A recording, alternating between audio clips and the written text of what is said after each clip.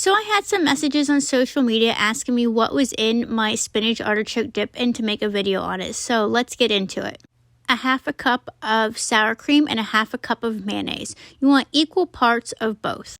For the seasonings, everything is to taste and use the seasonings that you like. The cream cheese in this recipe needs to be at room temperature. Instead of salt and pepper, I am using this Pit Boss seasoning right here. You can use salt and pepper if you like. For the cheese, I am using 1 block of mozzarella cheese that I shredded myself, a half a bag of Parmesan cheese that was already shredded, and in my refrigerator, I had a half a block of Swiss cheese. I normally do not put that in there, but I needed to use up that Swiss cheese, so I went ahead and grated it and mixed all 3 cheeses together.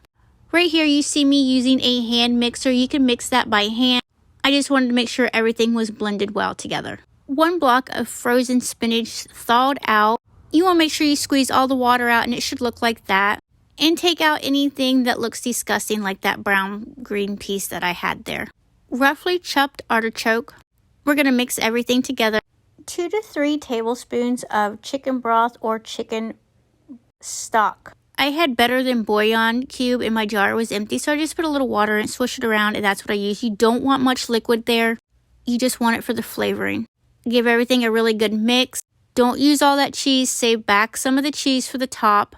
Because I was making this to take somewhere, I was using my crock pot, and this got cooked in the oven. You can also cook it in a crock pot. My preferred method is to cook this in my Blackstone pizza oven, but because I was taking it somewhere, I had to keep it warm, so I was using my crock pot. Spread it out evenly into whatever dish you're going to use, and add the rest of the cheese on the top. And you want to cook it on 350 until it's nice and bubbly and the cheese has melted. You can cook this in the oven, in a crock pot, in a pizza oven. Doesn't matter what method you want to use.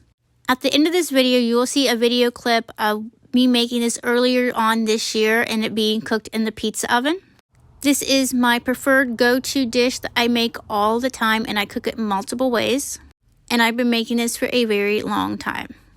This is always a hit, and I never have any left over, and I always get good compliments on it.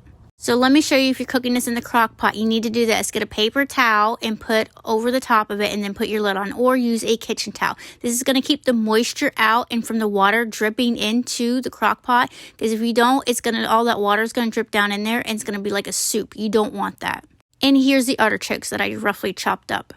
So here is an older video of me actually putting it in the pizza oven and making it in the pizza oven. This is an older video. Sorry for the watermark. However, I do not have pictures of it when I cooked it in the oven. I was running late, and like I said, there was none left, and I didn't have time to take photos, so I'm using this video as the end result. When you're picking out the cheeses, you can use whatever you like, but I really prefer to stick to mozzarella and Parmesan, and you want to use a white cheese. But if you have other cheeses laying around in the refrigerator and they're white, go ahead and throw them in there. There was diced onions in this. If you didn't catch that, you can leave those out if you want. I don't know about you guys, but I have a cheese drawer in my refrigerator, and sometimes this is the best way to use up those half a bag of cheese is to make this. Bye guys, and I will see you in the next video.